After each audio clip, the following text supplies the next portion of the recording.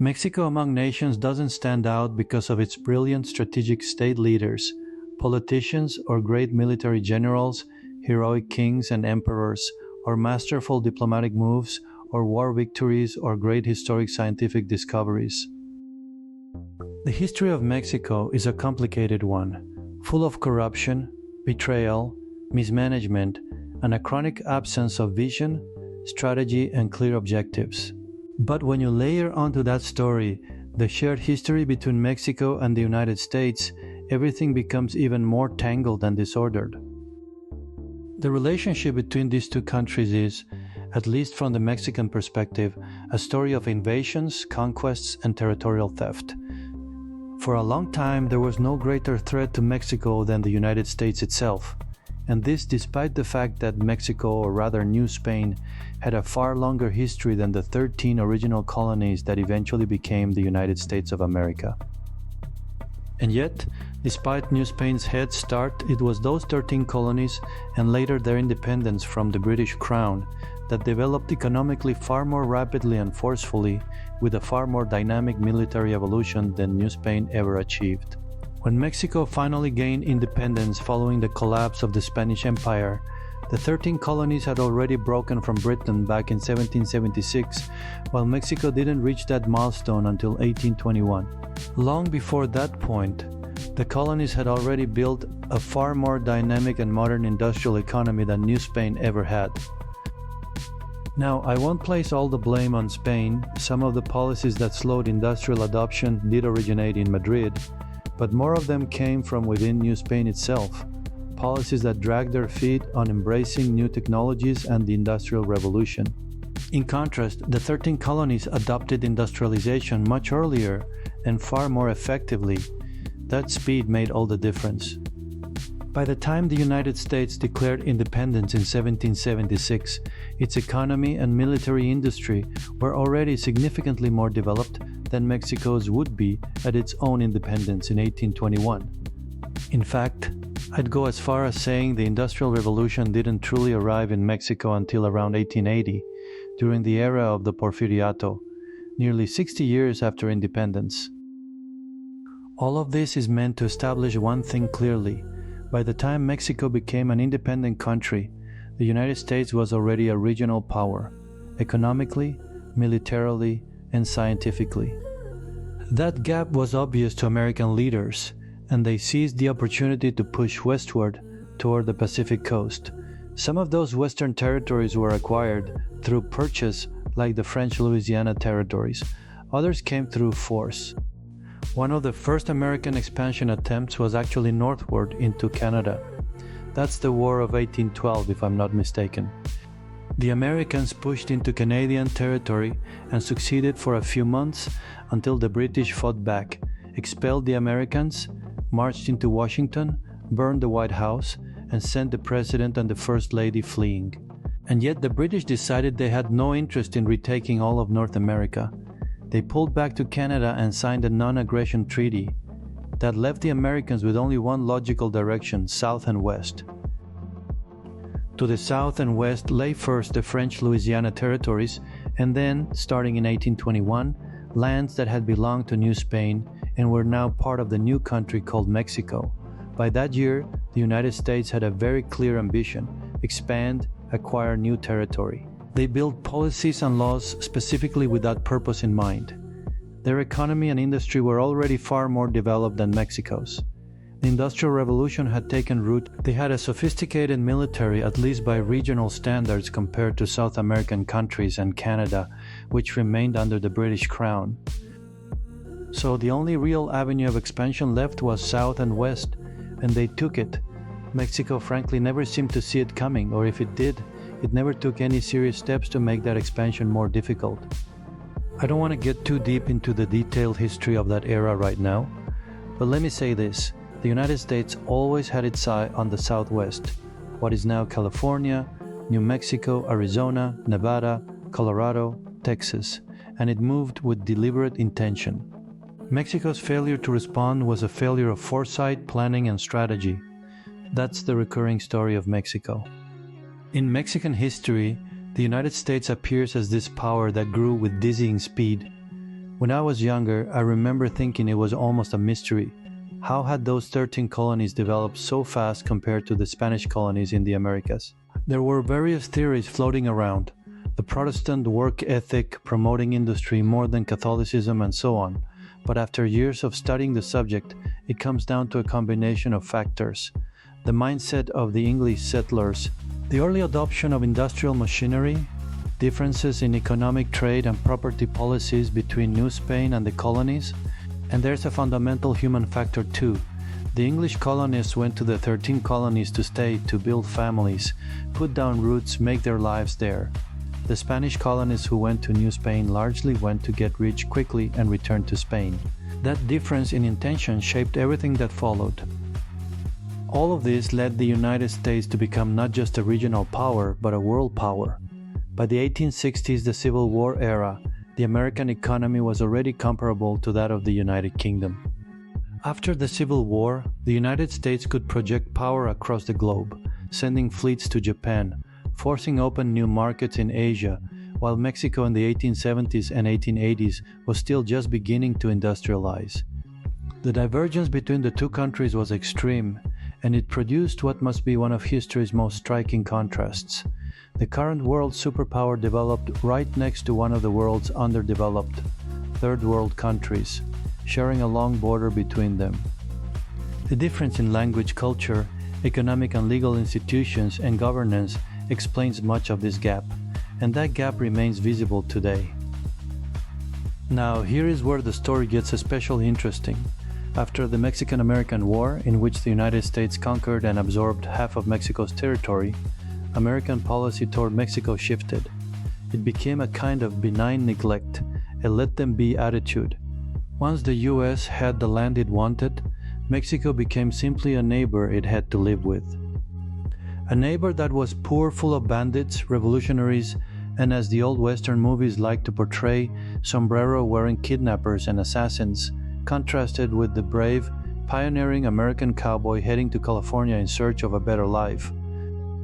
Starting in the era of Porfirio Diaz and even earlier, with Benito Juarez, Mexico began to understand that to the north there was a power that had left it far behind. Juarez himself, if I recall correctly, spent time in exile in New Orleans to protect himself from the French. Francisco I. Madero later exiled himself to San Antonio, Texas. Beyond the Mexican-Texas War and the Mexican-American War, there were other American incursions. The port of Veracruz was blockaded by the U.S. Navy during the Mexican-American War. During the Mexican Revolution, U.S. troops crossed the border hunting for Pancho Villa, and Veracruz was blockaded again. By the early 20th century, the gap between Mexico and the United States, economically and militarily, was like night and day. There was simply no comparison. It had become unthinkable that Mexico could ever defend itself against American military power. After World War I, U.S. influence across the continent and the world had exploded, and Mexico had become, in every practical sense, a satellite of the United States. Mexico depended on proximity to the American market, on economic exchange with its neighbor, and also on the military protection. The U.S. provided the kind of protection that kept foreign powers like France from invading again. Whether the United States intended it or not, it became Mexico's protector, and in exchange, Mexico became militarily dependent on the United States. After the Mexican-American War of 1846-47, Mexico never seriously attempted to develop a modern, independent military industry. It has always depended on American-made weapons to supply its army. Geographically, it was simply impossible not to trade with the United States even before Mexico opened itself to the global economy. Mexico was always a subordinate of the United States. There was long a rumor, one many people found hard to believe, that during the decades of PRI rule, every presidential candidate in Mexico was in some way vetted by the US government. Honestly, it's not difficult to believe. In the post-war years, that kind of information wasn't easy to verify.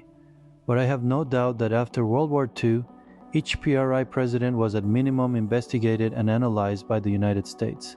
In fact, it's no longer a secret that some Mexican presidents of that era were on the CIA's payroll as informants. A famous case is that of President Luis Echeverria, who reportedly appeared on the CIA's informant roster. There were likely others, less famous. Mexico, without openly admitting it to its own people, from the post-war years right up to around the year 2000, lived a subordination dressed up as sovereignty, an economic and military dependence on the United States, hidden, never acknowledged. Later, it became more obvious, especially after Mexico opened its economy to trade, first through GATT and then with the signing of the North American Free Trade Agreement, NAFTA, around 1992-1993. That treaty made Mexico's commercial dependence on the United States unmistakably clear. NAFTA was nothing more than a commercial instrument that codified officially what had always existed: Mexico's subordination. By those years, Mexico had become one of the United States' top trading partners, and today, in 2026, Mexico is the #1 trading partner of the United States, the top spot. But I wouldn't call it a partner. I would call it the United States' #1 commercial subordinate, because without the American economy, Mexico's economy simply could not function as it does. Yes, you could also say the US economy depends heavily on Mexico. But the key difference is that the US economy is roughly 25 times larger than Mexico's. The two economies are now so tightly intertwined that unraveling those ties would be practically equivalent to destroying the Mexican economy and severely damaging the American one. This is obvious to anyone in Mexico who understands how the two economies work together. But curiously, it is not so obvious in the United States and not easily accepted there. For most Americans, it's hard to comprehend, let alone accept, that Mexico is their most important trading partner, and that without this commercial subordinate, the US economy would take a serious blow. A few months ago, when Donald Trump began imposing tariffs on trading partners, Mexico, Canada, China, Europe, Japan, Canadians were still claiming to be the #1 US trading partner. They were wrong, it was Mexico. For most Americans, Mexico is less famous as an economic partner and more famous as a spring break destination. It's that cheap vacation spot where you fly to Cancun or Puerto Vallarta, spend 5 days, and drink as much as you want. Not as the most critical commercial subordinate the United States has, and yet that's exactly what it is. The relationship between Mexico and the United States is, above everything else, a commercial relationship. Today, it is an economic relationship, and when you look at it closely, it's one in which Mexico's economy depends almost entirely on the United States, while the US economy carries a very significant dependency on Mexico in return. This was true after World War II as well. The post-war boom was global, and Mexico had its golden era of economic growth from the 1950s through the 1970s, driven largely by the American boom next door. Then came another wave of growth with GATT and NAFTA, leading to where we are today. And yet, despite that economic importance, the benefits don't show up nearly enough inside Mexico. Mexico remains a country saturated with inequality, poverty, and underdevelopment, economic, social, educational, and in public health. It is a country that has been poorly managed for its entire existence. Public schools are poor, public hospitals are poor. Tax revenue is more reliably used to enrich politicians and political parties than to develop the country and its people. This is a topic that could fill hours of conversation, but the root cause is always the same: corruption, impunity, and a chronic lack of vision and clear objectives. Mexican society has lived in underdevelopment since the very moment it became an independent country.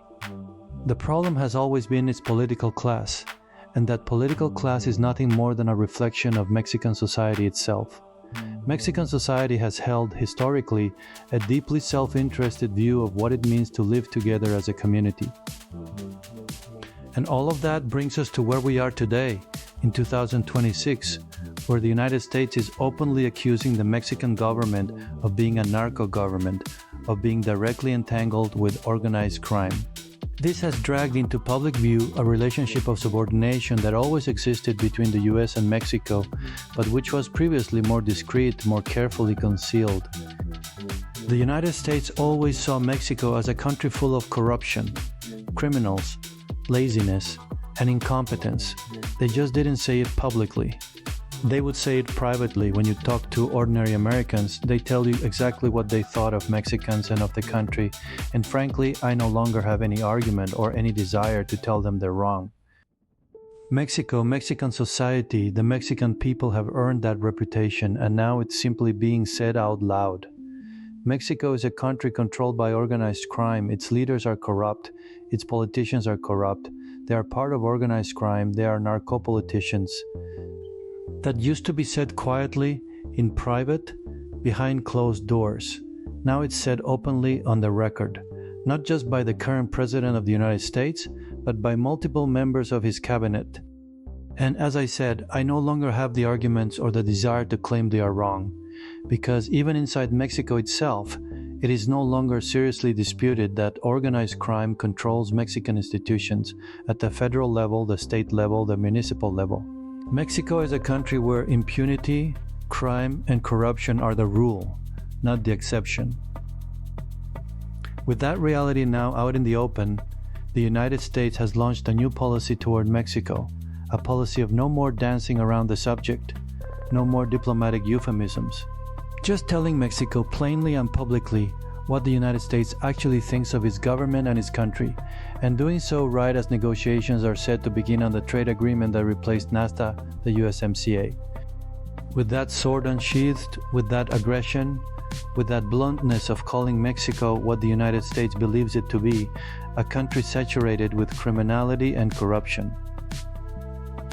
Now the question becomes, how exactly is this going to work when Mexico and the United States sit down at the negotiating table for a trade deal, while at the same time the US is openly calling Mexico a narco-government run by narco-politicians, narco-terrorists, and narco-criminals?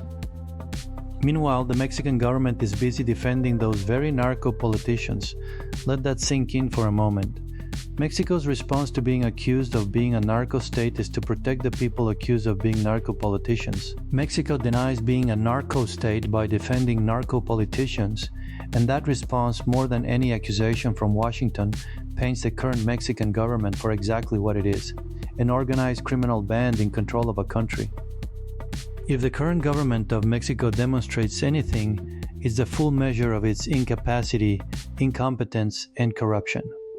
But let's not deceive ourselves. All previous Mexican governments were cut from the same cloth, perhaps not quite to the same degree of cynicism, but the same cloth nonetheless: incompetent, corrupt, associated with crime, inept, without objectives or strategy. What has changed is simply that the current government has reached such a peak of incompetence and criminal association that it can no longer be hidden. It can no longer be covered up or smoothed over, and that's what forced the United States' hand. Washington essentially said, I can no longer pretend that Mexico isn't a narco-government. On the other side, the Mexican government seems genuinely surprised that the United States is treating it like the narco-state and narco-government that it is. Or maybe it's not surprised, maybe it simply refuses to accept it, because accepting it would be fatal. Admitting to being a narco-government, full of narco-politicians, would mean destroying the current Mexican political system. It cannot accept it. It will not accept it. So here we are. Mexico is going to have to give in eventually. It's going to have to fold to accept its reality, because it has no other choice. It simply cannot stand up to the United States, given the economic and military chasm between the two countries. At some point, Mexico's government is going to have to say, yes, we are narco-politicians. Yes, this is what the Mexican government is. And the United States will keep applying that pressure until Mexico yields. When will that happen? I don't know. But when it does, it will necessarily mean the destruction of the current government of Claudia Sheinbaum and of her political party. It will mean the dismantling of Mexico's current political structure. When that day comes, when the Mexican government can no longer hold out and must accept its culpability, the political system, the entire structure of public administration in Mexico, will change absolutely. It will be destroyed and replaced by something new. In recent months, the United States has launched a broader policy of control across Latin America. It captured Venezuela's Maduro and brought him to face justice on American soil. It is applying similar pressure to Cuba, and now it is applying it to Mexico. This offensive against Mexico's narco government is not merely because the accusation is true. It is a deliberate move to assert control over the Mexican government and administration to make Mexico already a client state, an even more dependent and aligned client state, more protective of American interests. The US tried something similar with Canada, though Canada has defended itself with considerably more success than Mexico. And in the meantime, Washington has assembled a network of right-wing Latin American governments aligned with Donald Trump. Very few left-wing governments still present themselves as independent from the United States. Mexico is one of them. Venezuela was until very recently. Cuba is wavering, Nicaragua still hangs on, Colombia has already aligned with Washington. So the ruling party in Mexico, Morena, finds itself at a crossroads. Defend narco-politicians because the party and the narco-politicians are one and the same, hold out as long as possible, and when it can no longer hold out, accept the reality and dismantle itself to rebuild into something new, something without narco-politicians. And all of this has been set in motion by the United States deciding to abandon its posture of diplomatic courtesy toward Mexico and simply say things as they are. If Mexico is a narco-state full of narco-politicians, which it is, then it is far better to treat it as such than to keep sugarcoating the truth and hiding reality. That is exactly the point of everything I've laid out here. Mexico is at a moment where sooner or later it will have to stop defending the narco-politicians within its ruling party. And when that happens, the current government will fall. It will not survive under the same name, not Morena, not under the same political party. The economic, military, and diplomatic gap between Mexico and the United States is simply too vast. Mexico does not have the capacity to resist indefinitely. It is like imagining a flyweight boxer in the ring against a heavyweight. It's only a matter of time before Claudia Sheinbaum has to align herself and accept the terms, or fall herself, bringing her government down with her, taking who knows how many others along. Or perhaps you will find a way to remain in office after striking some kind of deal with the United States, similar to what unfolded in Venezuela after Maduro was taken to American soil. What is beyond doubt, however, is that the United States is pursuing a strategy to create a rupture in Mexico's political regime. Washington's policy toward Mexico is essentially this: you are one of my most important economic partners, and for precisely that reason, I'm going to force a rupture in your political system so that you stop being a narco state. I believe that something like the prior scenario is going to happen. I don't think this goes on for more than 2 years, or at most as long as the Trump administration lasts. There will be a resolution, a reckoning within the next years to Mexico's political system.